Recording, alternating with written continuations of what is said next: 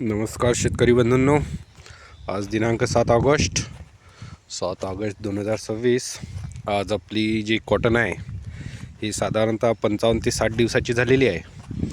तर तुम्ही बघू शकता हे कॉटन साधारणतः याची जी हाईट आहे ती साधारणतः 2 फूट हाईटची कॉटन झालेली आहे. हे 10 जून रोजी लागवड केलेला आपला प्लॉट होता आणि याला आपण सुरुवातीला एक बेसल डोस दिलेला आहे. त्यामध्ये आपण 18-18-10 हे घेतलेलं होतं. आज 60 दिवसाची कॉटन झाल्यानंतर याच्यावर थोडा रोग दिसत आहे.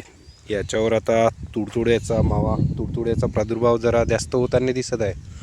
तर याला आता फवारणीचं नियोजन करावं लागेल. तर सुरुवातीचा आपण जो पहिला फवारा घेतला होता तो थायमिकझॉन प्लस ह्युमिक हे घेतलेलं होतं. साधारणतः 25-30 दिवसानंतर आपण पहिला फवारा केला आणि 25-30 दिवसानंतरच आपण खताची पहिली मात्रा दिली होती. यात तर खताच्या पहिल्या मात्रेत आपण यामध्ये 18-18-10 घेतलेलं होतं आणि आता आपण दुसरी खताची मात्रा देणार आहे.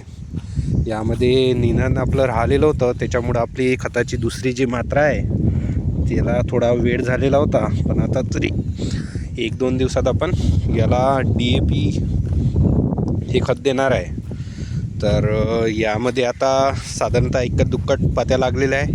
हे बघू शकता आपण, याला फुलं वगैरे सुरू झालेले आहे. त्याच्यामुळं आता याला फवारणीचं योग्य व्यवस्थापन करावं लागेल. दुसरी फवारणी आपण यामध्ये घेणार आहे. तर दुसऱ्या फवारणीमध्ये आपण नेमिडा, फिप्रोनिल, त्यानंतर टॉपअप, परिसचं टॉपअप वगैरे घेणार आहोत.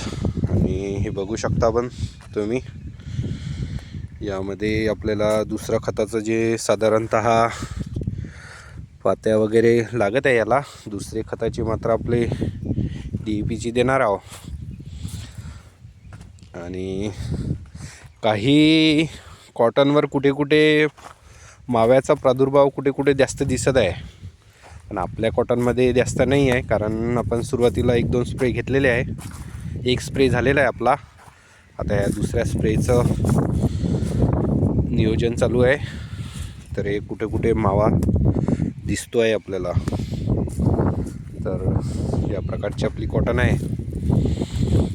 तर ह्या कॉटनमध्ये आपल्याला मधात आपण ग्लायसिल फवारलेला आहे. तसं तर जमिनीला आता यामध्ये वखरणी आपण करू शकतो.